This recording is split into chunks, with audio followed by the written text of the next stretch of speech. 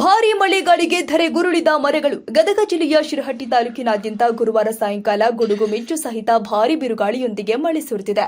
ಬಿರುಗಾಳಿಯ ರಭಸಕ್ಕೆ ರೈತರ ಜಮೀನುಗಳಲ್ಲಿನ ಹಲವು ಗಿಡ ಮರಗಳು ಧರೆಗೆ ಉರುಳಿ ಬಿದ್ದಿದೆ. ಶಿರಹಟ್ಟಿ ಪಟ್ಟಣದ ಮಾಗಡಿ ರಸ್ತೆಯಲ್ಲಿ ವಿದ್ಯುತ್ ಕಂಬಗಳು ಸಹಿತ ನೆಲಕ್ಕೆ ಉರುಳಿ ಬಿದ್ದಿದ್ದು, ವಾಹನಗಳ ಸಂಚಾರವೂ ಕೂಡ ಪರದಾಡುವಂತಾಗಿದೆ. ಒಟ್ಟಾರೆಯಾಗಿ ಗದಗ ಜಿಲ್ಲೆಯ ಹಲವೆಡೆ ಮುಂಗಾರು ಮಳೆಯ ಆಗಮನದಿಂದಾಗಿ ರೈತರ ಮುಖದಲ್ಲಿ ಮಂದಹಾಸ ಮೂಡ್ತಾ ಇದ್ದು, ಬಿಸಿಲಿನ ಹೊಡೆತಕ್ಕೆ ಕಂಗೆಟ್ಟಿದ್ದ ಜನರಿಗೆ ಸ್ವಲ್ಪ ತಂಪು ವಾತಾವರಣ ನಿರ್ಮಾಣವಾಗಿದೆ.